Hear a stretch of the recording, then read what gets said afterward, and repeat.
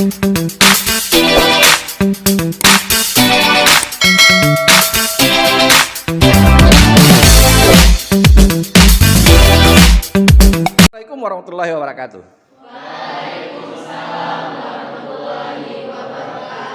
Jadi satu semester kita nggak ketemu, ya. Sebetulnya kita tahu satu semester pula usia kita tuh bertambah, benar? Ya. Masih syukur nyawa di kandung badan. Kalau sudah di luar badan, Anda mau ketemu dengan saya, terpaksa ziarah ke kuburan. Oke? Dan kalau ikuti fitrahnya Rasul, usia saya nggak lama lagi. Karena saya masuk 62. Rasulullah itu berapa? 63. Jadi upayakan sebelum saya 63 Anda ada sarjana. Bisa? Oh, nggak bisa. Nggak bisa. Ya, ya doakan aja. Doakan aja. Jadi saya selalu memberikan semangat kepada mahasiswa karena salah satu diantaranya adalah ilmu yang bermanfaat. Mudah-mudahan jadi amal jariah bagi saya, bukan amal jariah menurut orang Minang. Tahu jariah menurut orang Minang? Capeknya gitu. Jadi saya memberikan Anda semangat. Ya, nanti seandainya Anda berhasil, seperti apa teman-teman Anda beberapa orang mahasiswa yang berhasil. Oh ya Pak, ini saran Bapak. Nggak pernah saya minta, tolonglah belikan saya kopi. Nggak ada gitu. Paham? Mudah-mudahan kita semua sukses. Oke? Pelajaran kita ini apresiasi puisi yang pertama. Kita ada 2 mata kuliah. Apresiasi puisi. Ada kata apresiasi, ada kata puisi. Yang mana mau kita bahas dulu? Coba, yang mana mau kita bahas dulu? Apresiasi. Apa itu apresiasi? Menghargai, menilai, apalagi? Penghargaan. Kalau apa? Boleh. Saya ingin bertanya. Boleh. Nah, sambil ke WC nanti pikirkan. Ya. Nah, menghargai itu bukan berarti kita memasang label harganya berapa. Bukan seperti itu. Tapi bagaimana kita bisa memposisikan sebuah karya sastra itu dia punya nilai tambah dan sejauh mana dia punya nilai tambah. Ya. Ada manfaatnya bagi kita dan bagi orang lain. Kalau bagi kita tahu, tentu kita dulu nih. Kita dulu yang mengapresiasi. Kalau menurut kita itu, oh ini bagus, kenapa tidak disebarkan ke orang lain? Ya, seperti saya ceritakan tadi kepada Anda. Kenapa saya katakan itu? Ini sebetulnya bukan masa musim hujan. Ini musimnya sekarang sebetulnya iklimnya El Nino. Musim kemarau harusnya. Jadi hujan yang dibuat itu bisa jadi hujan buatan. Mengatasi kebakaran hutan. Karena kemarin sudah ada kebakaran hutan kan di daerah Kampar. Jadi bisa jadi. Arti musim kemarau. Karena itu saya ingat kepada Anda. Ada kearifan lokal, orang mengatakan bahwa orang-orang kampung salah satu untuk kalau kita panas dalam, salah satunya diantaranya adalah meminum jus kundur, buah kundur. Itu salah satunya. Itu contoh apresiasi. Ya? Oke. Berarti sudah selesai kan urusan apresiasi? Mau lebih paham lagi? Nggak ngerti dengan dosennya? Tanya Mbah. Selagi Mbah itu tidak Anda matikan. Bisa Mbah itu mati? Bisa. Bagi Anda. Pertama karena pakai habis. Ya, yang kedua karena HP hilang atau HP dijual. Yang ketiga memang tidak mau bertanya dengan Mbah Google. Tanya lebih jelas rumusannya. Nah, yang kedua puisi. Nah, sebelum kita menjelaskan tentang puisi itu, saya jelaskan pada Anda, kita pernah di Nusantara ini, di Melayu ini, pernah mengenal namanya sanja. Ya, saya mau tanya kepada Anda, kira-kira buah-buahan yang namanya banyak apa? Yang namanya banyak sekali. Apa nama buah-buahan? Yang lebih dari 4. Namanya itu juga. Ini buah-buahan ya, secara buah-buahan apa? Apa? Manggis. Manggis apa dia? Nggak ada namanya manggis apa dia? Apa? Pepaya. Pepaya, kates, tempelo, kuliki. Itu udah 4.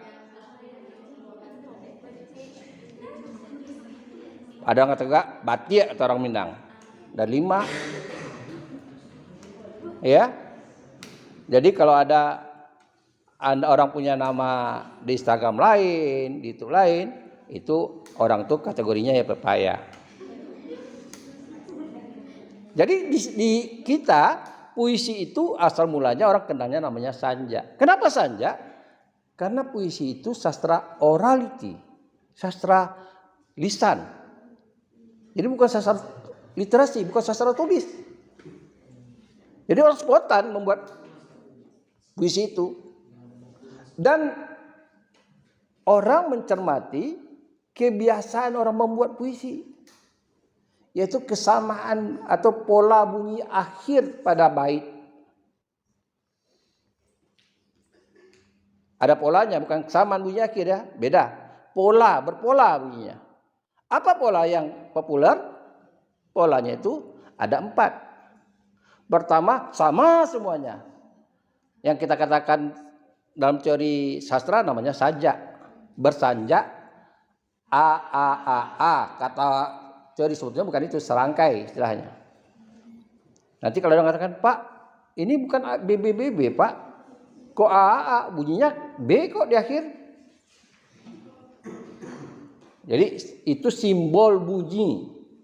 Ya, simbol bunyi. Anda boleh melabelkan, oh teman yang satu ini simbol bunyinya supaya enggak tahu orang di WA, Anda buatlah ini tanda bintang supaya nanti kalau HP Anda tertinggal, orang enggak buka, enggak tahu. Misalnya gitu. Itu. Yang kedua, yang namanya bersilang ABAB. Yang ketiga, kembar AABB. Yang keempat, berpeluk ABBA. 4 itu yang populer. Jadi setiap sebuah karya sastra dilisankan orang, nah orang katakan itu sama, kata orang itu kesamaan bunyi itu namanya sanja. Maka terkenallah karya sastra itu namanya sanja. Karena hanya itu karya sastra yang bentuk puisi itulah yang memperhatikan bunyi kesamaan bunyi itu. Pada masa itu ya, pada masa itu. Salah satu diantaranya adalah pantun. Pantun itu sastra orality loh. Sastra orality. Pada mulanya itu. Tapi setelah kemudian kita belajar di sekolah menjadi tertulis, ya akhirnya kata Tiu muncul teori sastra bagaimana mempelajari yang lisan itu supaya mudah dimengerti. Akhirnya muncullah teori tentang pantun. Paham? Jadi itu asal mulanya. Ya, yang kedua, orang mulai lagi berpikir. Rupanya kesamaan bunyi itu setelah di literasi, ditulis, bukan hanya di akhir. Kita kan selalu teringat akhirnya. Sama dengan kita berteman sama orang, budi baik orang yang dulunya tidak ingat. Pas dia buat kelakuan, kita kesal pemain. Padahal kita pernah dibantu dia. Yang lama-lama nggak ingat lagi. Jasa yang lama nggak ingat lagi. Yang di akhir aja ingat. Akhirnya seperti itu asumsinya psikologisnya. Tapi setelah diliterasi, rupanya sanja itu tidak hanya di akhir. Ada di awal letaknya. Awal bait, ada di tengah bait. Ada di akhir bait, bahkan ada di satu baris. Jadi kalau begitu, ya otomatis orang berpikir, nama yang lain apa? Nah, muncul teori, Anda bisa baca di Hasanuddin W.S. salah satu di antaranya, bukunya, mengatakan begini. Kenapa dikatakan saja? Karena secara konvensi, ini karya dikatakan saja. Secara kesepakatan. Nah, saya selalu buat contoh supaya Anda mudah menangkapnya. Ini laki-laki atau perempuan? Hah? Kok Anda katakan laki-laki? Kenapa Anda mengatakan dia laki-laki? Saya curiga. Kenapa? Coba siapa yang mengatakan dia laki-laki? Tunjuk tangan. Tunjuk tangan. Saya tambah curiga nih sama kalian. Siapa yang mengatakan laki-laki dia? Iya, kenapa Anda kata laki-laki? Dari sisi keluarnya, kalau laki-laki kan ada jukungnya, rambutnya pendek, dari pakaiannya juga beda sama kami perempuan. Oh gitu. Dari situ Anda lihat. Tapi ada enggak kira-kira yang berkumis biasanya perempuan? Contohnya Iis Dahlia. Iya kan? Nah, padahal ini sedang intermezzo saja. Kita untuk memahami yang saya masukkan konvensi itu, jenis kelamin yang menentukan laki-laki dan perempuan. Anda tahu Lucita Luna? Nah, dia kan ngotot karena dia operasi kelamin. Anda tahu Dolce Gabbana? Karena dia secara fisik dia sudah operasi kelamin. Kali itu kata perempuan. Tapi tahu enggak? Dolce Gabbana itu akhirnya dimakamkan secara laki-laki loh. Disepakati oleh anak angkatnya, dia tidak punya anak. Akhirnya dimakamkan secara kodratnya di lahir. Padahal udah tahu orang dia ibadahnya bukan main. Dia punya anak angkat, dia punya rumah ibadah. Dia punya panti. Tapi anak angkatnya tahu akhirnya tidak menyalahkan kodrat bahwa dia lahir itu laki-laki. Memang ada manusia itu yang dia punya dua status kelamin. Contohnya atlet voli Indonesia. Ya kan? Nah, akhirnya ditetapkan kemana arahnya dia. Malah dia atlet voli perempuan, ya kan?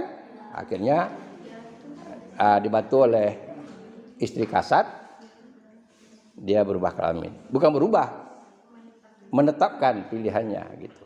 Oke? Itu dikatakan konvensi yang Anda katakan tadi. Secara kesepakatan tidak perlu lihat kelaminnya. Oh iya Pak, saya pernah lihat dia mandi laki-laki Pak. Kan tak perlu gitu, ketahuan bahwa kadang itu mandi. Kan tidak harus begitu. Atau masih diragukan Pak, laki-laki atau tidak? Jangan-jangan KW. Di Thailand kan banyak orang yang KW. Ya kan? Anda nonton pengalaman Mongol. Dia ke Thailand. Mongol itu kan, ya kita tidak tahu lah namanya dunia ya. Pada awalnya dia bilang dia tawarkan. Karena dia suka, dia mungkin dia sendiri, ditawarkan di Thailand itu. Dia katakan perempuan. Tahu-tahu pas dia ke WC, laki-laki rupanya. Akhirnya dia mundur. Gitu. Nah ini mohon maaf bukan itu, maksudnya bukan memasyarakatkan itu. Nah itu yang saya maksud kepada Anda. Jadi secara konvensi tanpa perlu kita tafsirkan, lihat wajahnya, ini puisi. Dari mana? Misalnya ini bangunan punya tipografi. Ya, susunan barisnya. Ini bangunan punya bait. Yang punya bait itu ya puisi. Ya saja. Yang punya bait, ada tipografi itu ya unsur intrinsiknya saja. Paham? Nah, kemudian muncullah tahun 80-an mulai populer di Indonesia. Mungkin di luar negeri tidak begitu. Yang namanya puisi. Setahu saya itu ketika Rendra pulang dari Amerika. Dia waktu zamannya masih populer saja, Sanja, orang baca puisi itu dengan cara deklamasi. Deklamasi itu teks puisi dihafalkan. Dihafalkan teks puisi itu, lalu tanpa teks di luar kepala orang mulai berakting. Namanya itu deklamasi. Setelah Rendra pulang, dia mempopulerkan namanya poetry reading. Poetry itu dari bahasa Inggris, artinya puisi itu bahasa Inggris itu ada dua, poetry dan poem. Ya, Anda lihat di kamus. Kalau yang mau apa, atau tanya lagi Mbah Google. Ya, nah akhirnya populer, tapi pemahamannya tentang puisi itu lebih luas lagi. Kenapa dikatakan puisi? Karena bahasanya puitis. Jadi kalau kita katakan puisi, kok ini namanya puisi? Karena bahasanya puitis. Berarti kalau tidak puitis, meskipun bangunannya seperti saja, dia tidak semudah bisa dikatakan puisi. Apa dikatakan oleh puitis itu? Kata Welek dan Weren dalam teori sastra dikatakan bahwa sastra itu maknanya, kata puisi itu tidak bermakna denotatif, bermakna konotatif. Saya bacakan sebuah saja Toto Sudarto Batiar. Ya, setiap kita ketemu gadis kecil berkaleng kecil, senyummu tak pernah meninggalkan duka. Menatap padaku pada bulan merah jambu. Itu diksinya perlu kita apresiasi. Pertama, setiap kita bertemu berarti sering bertemu, ya kan? Gadis kecil berkaleng kecil. Kan kalau di artian secara kamus, gadis yang kecil. Di sini nggak ada yang kecil ya. Ada enggak yang beratnya 30-an? Yang tingginya semeter kotor?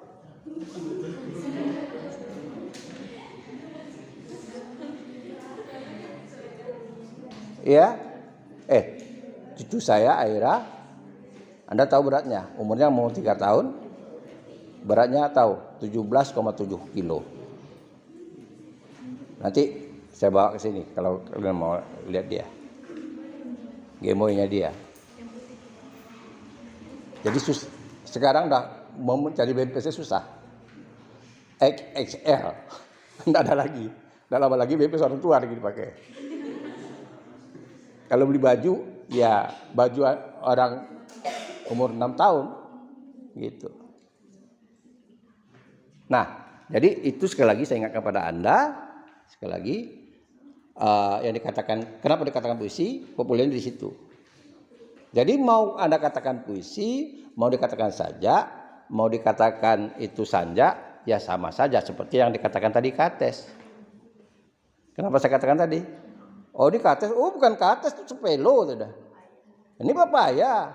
Ini ada cerita masalah nama ya. Ada orang kabar kiri di sini? Ada orang kabar kiri? Ada nggak orang kabar kiri? Ada? Nggak ada ya? Orang kabar kiri nggak ada ya? Anda tahu nggak? Terung itu oleh orang kabar kiri namanya apa? Terong. Tahu? Tonga itu bahasa Minangnya apa? Bodoh. Tea. Tonga ya, orang Talu juga kata gitu. Tonga mah gitu. Nah, ya. Jadi ada apa? Orang yang keluarganya menggoreng terung. Terung itu hangus. Tonga angui, angus. Pun tonga aja dia. Jadi itu contohnya seperti itu. Bendanya sama, bisa saja namanya berbeda. Nah, itu yang harus saya pahami pada Anda, dipahami pada Anda. Oke? Nah, sampai di situ ada yang mau ditanyakan? Baik, kita lanjutkan, ya. Saya di kelas Anda ini saya mau ingin supaya nanti YouTube saya bervariasi. Jangan wajah saya jangan tampil ini, karena itu membuat Anda malas nonton. Ini contohnya saya katakan, saya berikan gambar pada Anda, ya. Saya buat konten seperti tadi. Anda boleh lihat di YouTube saya. Lalu ada mata kuliah. Yang banyak nonton tuh yang YouTube tadi, karena wajah dia ada. Nah, ini mudah-mudahan ada mau nonton karena wajah ada gitu. Gitu. Nah, kita lanjutkan. Ini mudah-mudahan mungkin menurut saya sampai sekarang pandangan saya dengan para sastrawan, pada ilmuwan sastra itu berbeda. STA membagi puisi itu ada namanya puisi lama, ada puisi baru. Puisi lama, puisi baru. Ada juga teori yang mengatakan begini. Dia lebih menentukan puisi orality dan puisi literasi. Maksudnya asal muasalnya. Ya, asal muasalnya. Memang puisi yang diciptakan secara oral. Tapi kan kita tidak mungkin menyalahkan pendapat orang itu karena sudah terdahulu.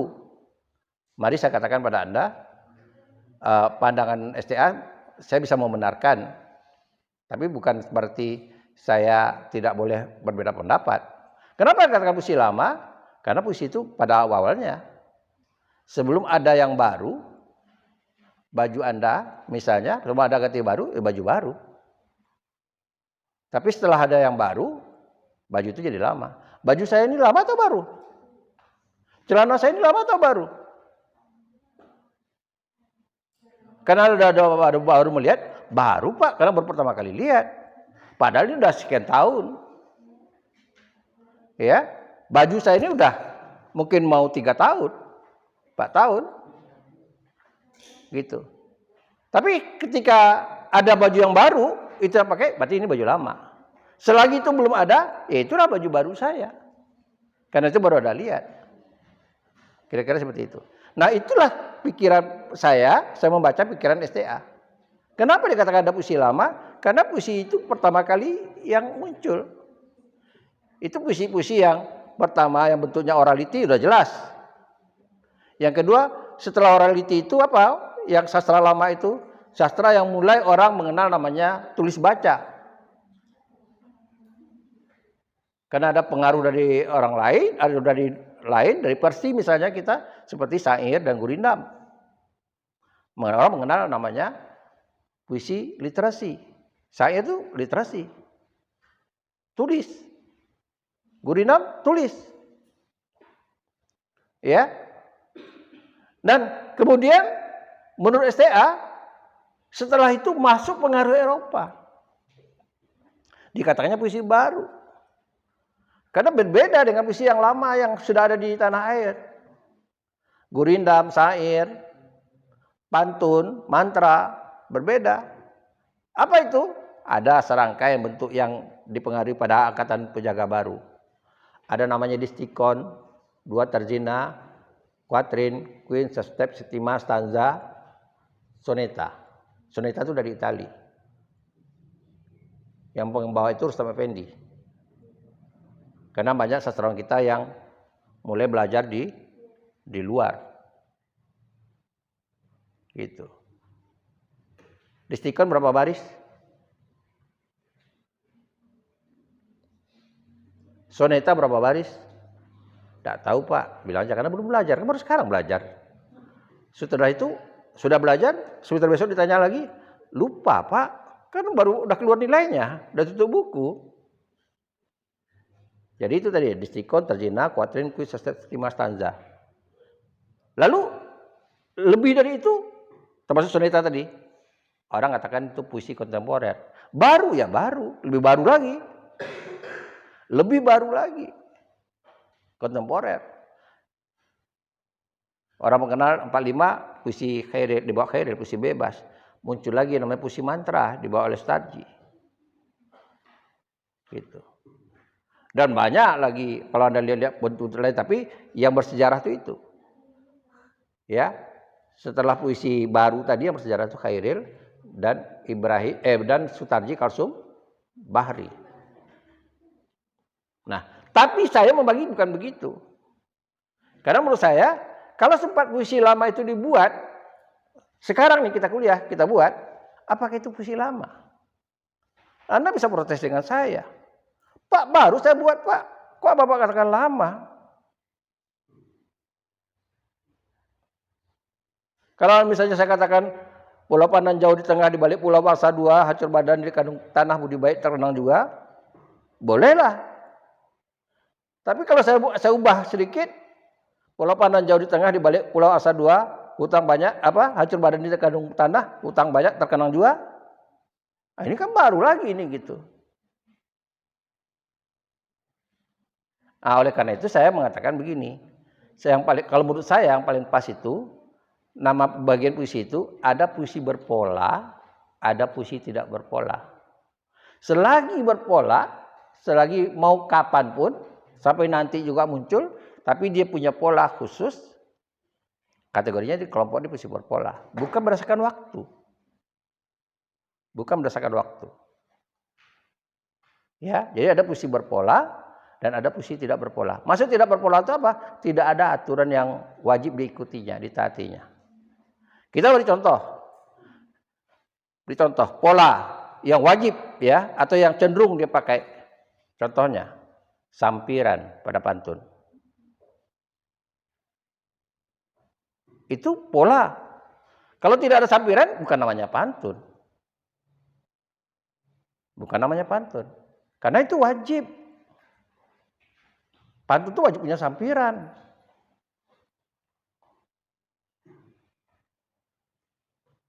Paham? Nah, bedanya kan saya duduk dengan saya berdiri tadi kan, kalau saya berdiri kan sempat kalian tidur. Kalau sekarang mulai cari-cari posisi supaya tidak dilihat oleh Bapak. Gitu. Nah, jadi kembali saya katakan pada Anda, saya mengatakan pembagian puisi itu dibagi atas dua, puisi berpola dan tidak berpola. Nah, untuk mengetahuinya kita cari ciri-ciri khasnya. Anda nanti bisa cari ciri khasnya yang dinamakan unsur-unsur intrinsik. Unsur intrinsik itu konstruksi yang berlaku secara umum. Tapi ada unsur intrinsik yang khusus. Contohnya tadi sampiran pada pantun. Kenapa Carmina dikatakan pantun? Karena dia punya sampiran. Gendang gendut tali kecapi, kenyang perut senanglah hati. Ya.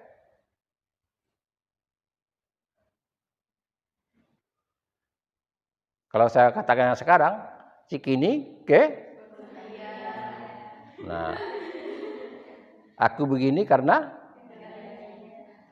dia. Kalau kalian begini karena dia putuskan.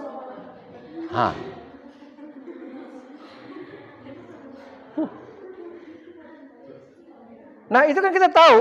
Oh, berarti ini yang dibuatnya itu pantun, tapi kategorinya Carmina.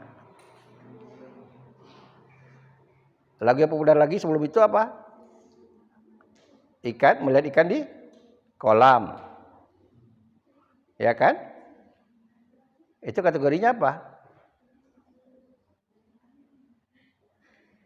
Tahu? Tahu enggak? Enggak tahu, berarti enggak model lah, enggak ikut perkembangan. Saya umur 62, mau 62 ikut perkembangan anak-anak muda.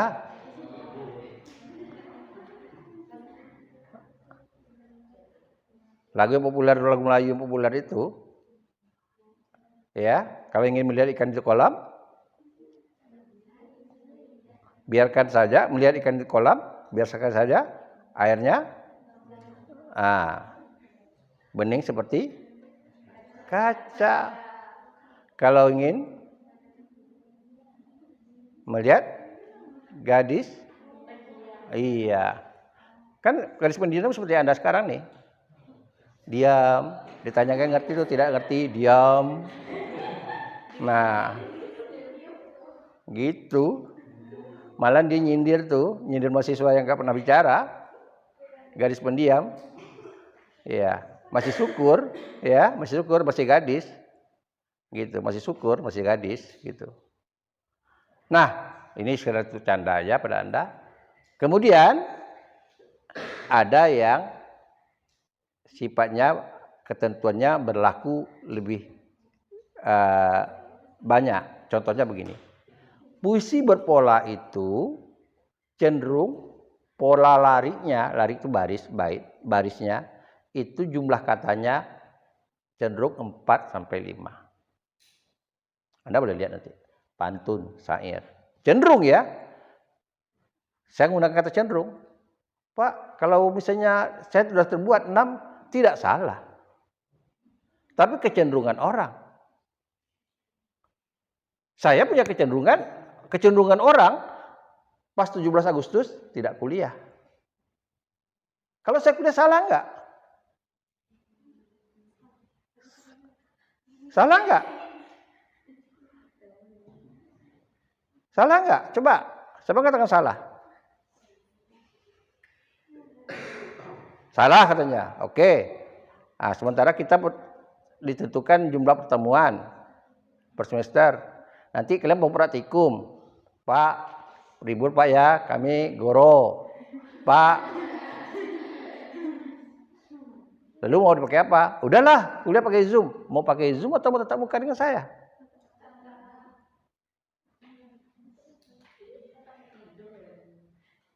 Kalau pakai Zoom, saya ada pengalaman pakai Zoom tuh. Pas dia buka, satu dia keluar. Satu dia bilangnya, di WA-nya, Pak, tak ada sinyal, Pak. Saya kalau lihat dia ada mahasiswa 2 orang di rumah. Nggak kuliah? Kuliah Pak, Zoom. HP di mana, dia kerja apa gitu. Wah, itu namanya kalau mahasiswa. Yang penting dia masuk. Kamera dimatikan. Kalau dulu oke lah waktu zaman Covid. Mau tidak mau kita iakan aja. Karena itu kualitasnya beda. Nah, saya ini tidak mau. Saya bagaimana semaksimal mungkin. Sekarang begini. Ini kembali menyimpang sedikit. Kenapa saya wajib menyuruh Anda menonton video saya dan video nanti tugas teman-teman Anda? Ya. Pertama, lokal kita itu paralel. A, B, C.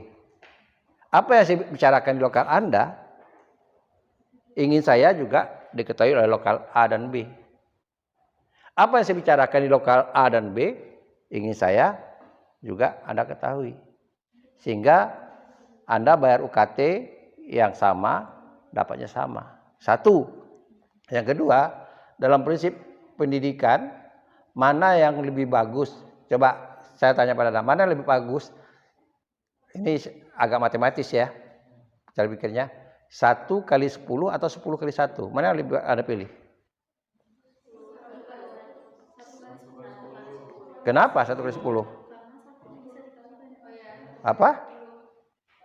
Kenapa?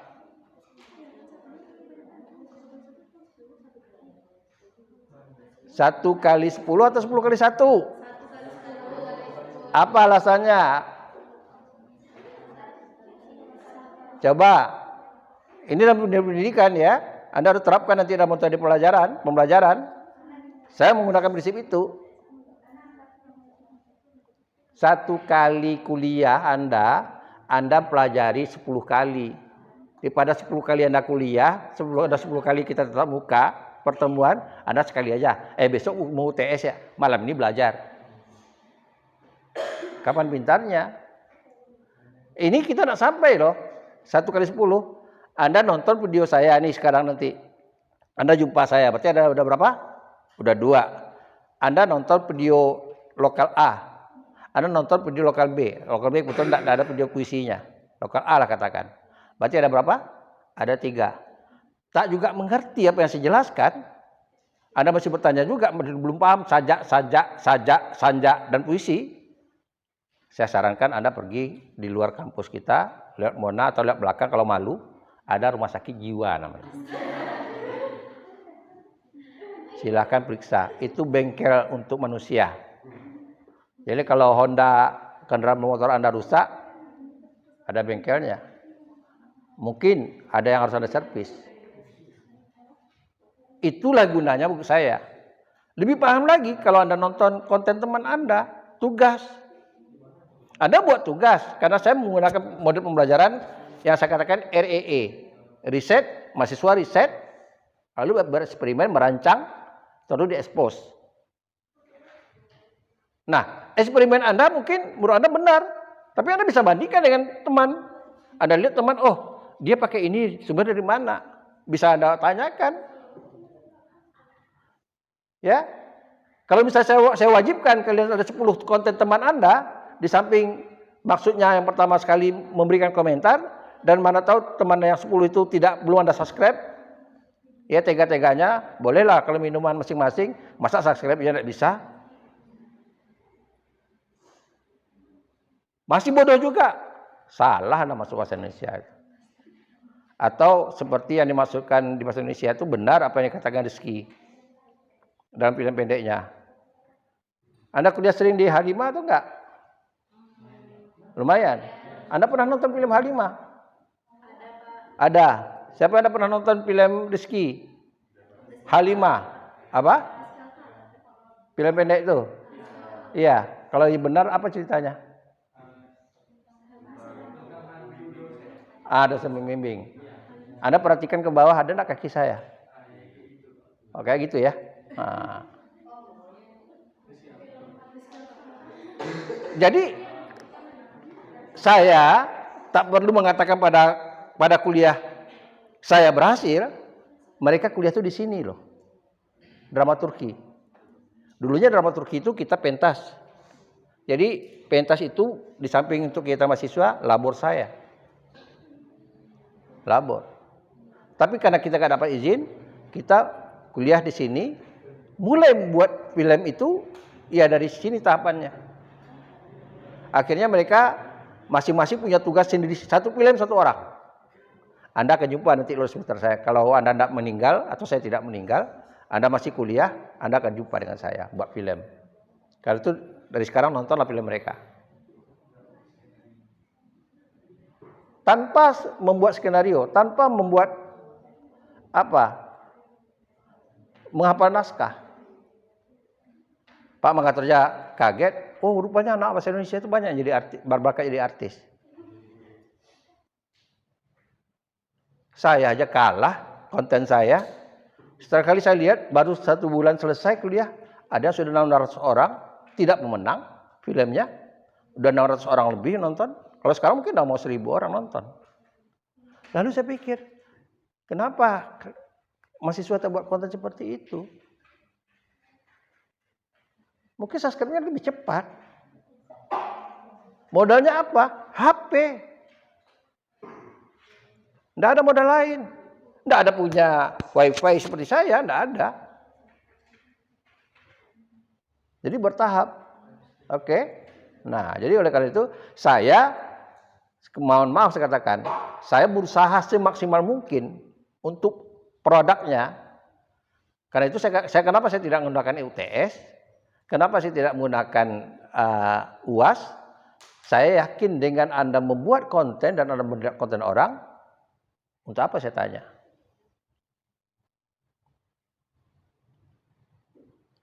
Ya, kalau masih ingatannya, kalau dia tidak terganggu jiwanya, bisa saja kan terganggu. Mau tamat, tabrakan misalnya. Bisa jadi. Atau mau tamat, putus pacar, kan bisa jadi. Terganggu jiwanya. Mau tamat, calon mertua yang nolak, kan bisa jadi. Oke, jadi itulah saya sengaja, ini pengantar ya, pengantar. Nanti kita akan lebih lama lagi, lebih dalam lagi. Jadi mata kuliah kita ini apresiasi puisi itu berkaitan dengan bagaimana kita menilai puisi. Nah, cara kita menilai puisi itu kembali ke semester 1. Anda lihat lagi tugas-tugas Anda di konteks 1, teori sastra. Karena cara memudahnya di situ. Teori yang dipakai. Ya, cara memudahnya di situ. Nah, kita banyak membaca. Kata Tiu, guru yang terberat, Anda harus tahu jadi guru. Guru yang terberat itu bukan guru ilmu pasti atau guru matematik. Tiu itu seorang pastor, tugasnya dia bertugas di Bandung, dia mendalami sastra Indonesia. Banyak buku-bukunya. Dia orang Belanda kalau tidak salah, di bidang sastra, ilmu sastra. Ada bukunya, sekarang dah langka cari ilmu sastra. Nah, dia katakan begini, yang terberat itu guru adalah guru sastra, bukan guru ilmu pasti atau guru matematik. Kenapa? Dalam sastra itu bukan ada kepastian. Yang harus ada itu adalah keberanian. Berani kita mengatakan. Arti berani apa? Kita harus buat argumen. Saya berani mengungkapkan pendapat saya. Meskipun saya belum menulis buku misalnya. Saya katakan bahwa itu puisi berpola dan tidak berpola. Tapi saya punya argumen. untuk itu. Tinggal Anda mau pilih yang mana. Gitu. Kira-kira seperti itu. Paham? Jadi pelajari lagi. Kenapa kita teori sastra itu kita letakkan di semester awal? Karena sastra berikutnya, terutama sastra kreatif, itu lebih cenderung berkaitan dengan apresiasi. Ya, kayak kritik sastra, lebih cenderung gitu. Dan oleh karena itulah, ingat lagi pelajaran itu. Tidak perlu payah-payah Anda lihat, oh iya, pertama kali saya memperkenalkan diri di YouTube saya. Satu, apa lagi? Oh iya, ada pengantar, apa lagi? Ingat. Nah, itu kelebihan catatan itu dari YouTube. Coba kalau dari buku, dari kilo. Tapi kalau YouTube, oh HP-nya apa? Tapi Anda tahu channel Anda, HP-nya hilang. Anda tinggal lihat channel Anda. Gitu. Nah, banyak manfaatnya di media sosial ini. Saya punya saudara, punya ponaan, ya, ponaan saya sudah meninggal. Tapi mungkin dokumen video satu-satunya di keluarga saya yang punya. Saya buat podcast dengan dia. Nanti saya lihatkan podcast dengan dia. Saya punya ponaan, abang saya stroke, jadi dia minta saya menikahkan, mewakili, menerima ijab kabulnya itu dari suaminya. Lalu saya videokan. Sampai sekarang video itu ada. Anak Ibu Karlina sudah punya anak sekarang. Mungkin saya satu-satunya yang punya dokumen pestanya anak Ibu Karlina. Kenapa? Saya bilang, Bu Karlina, saya buat di YouTube. Itu yang bisa saya beri. Mungkin ya, kalaupun dia ada di video, dia ngontrak juga video, mungkin tidak terlihat lagi. Tapi ini tak terbatas. Ya, mungkin nanti kayak pernah saya sudah beranak cucu pula dia, anaknya sudah nikah pula, dia bisa lihat selagi YouTube saya tidak dihang orang atau curi orang. Nah, itu kelebihan kita dokumen. Jadi banyak sekali, oleh karena itu sekali lagi sekarang kepada Anda sebagai penutup kuliah kita perdana ini, karena saya lihat Anda sudah tidak gairah lagi, saya pun sudah gerah pakai baju ini, panas ya, jadi kita rehat dulu nanti. Saya akan ganti baju karena dia keringat dari habis Jumat tadi. Saya ingat kepada Anda sekali lagi, harus semangat lagi, ya, semangat lagi kuliah dengan saya. Dan Anda jangan merasa tiba-tiba Bapak ini kok marah, karena saya akan pantau Anda. Anda jangan katakan, oh Pak saya udah rajin buat konten.